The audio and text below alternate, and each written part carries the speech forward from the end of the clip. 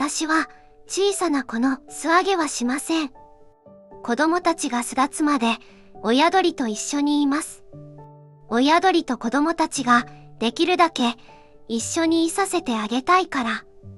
けど、それが叶わない親子もいます。この夫婦は、テルとみかん。仲良し夫婦の間に、1羽の赤ちゃんが誕生しました。赤ちゃんは、テルとみかんに大切に育てられ、順調に大きくなっていきました。しかし、親子の仲を裂く事件が起きたのです。ある日、産卵期に入った女の子が、親子のお家を襲ったのです。お母さんのみかんは必死に抵抗しましたが、女の子は強くお家に入られてしまいました。そして、そこにいた小さな子供が、まだ毛が生え揃っていない小さな子。知らない女の子に襲われてすぐに保護しました。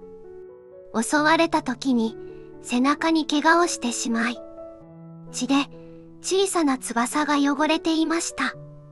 とても痛いし、とても怖かったと思います。この時から私が親代わりになって育てていくことになりました。少し安心したことがあり、自分でご飯を食べてくれたことと、私のことを怖がらずにいてくれたことです。けど、一つ不安なことがありました。それは、毛の生え具合の割に、体が小さかったのです。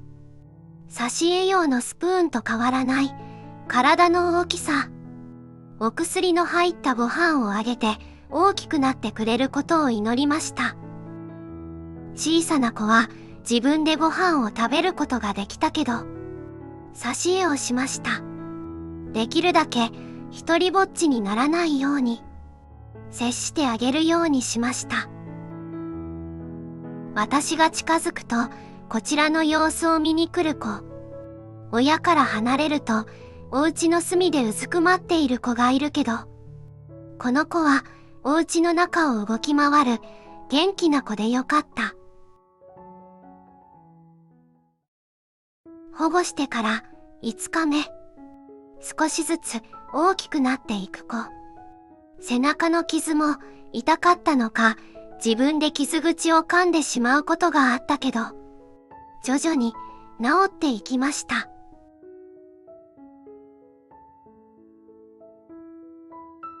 保護してから10日目。この頃から可愛い鳴き声で私を呼ぶようになりました。私は可愛い鳴き声からこの子を琴音と名付けました。挿絵もしましたが、食べるよりも甘えているようです。羽も生え揃ってきた琴音。私が指を出すと甘えてきてくれます。この仕草を見ると親代わりになれたのかなと思います。柵をよじ登ったり、止まり木に止まったりして元気いっぱいです。この琴音のことを陰で見ている子がいました。お母さんのみかんでした。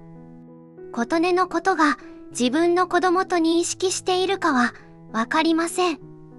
けど、小さな子をずっと見守ってくれていました。優しい表情で見ていてくれていました。本当は子供のそばで寄り添いたかったかもしれません。保護してから15日目。背中の怪我は治りました。まだ翼は汚れているけど、琴音の小さな頃の恐怖心はもう消えていると思います。もうすぐ巣立ちする時が来ました。琴音の物語は次のお話へと続いていきます。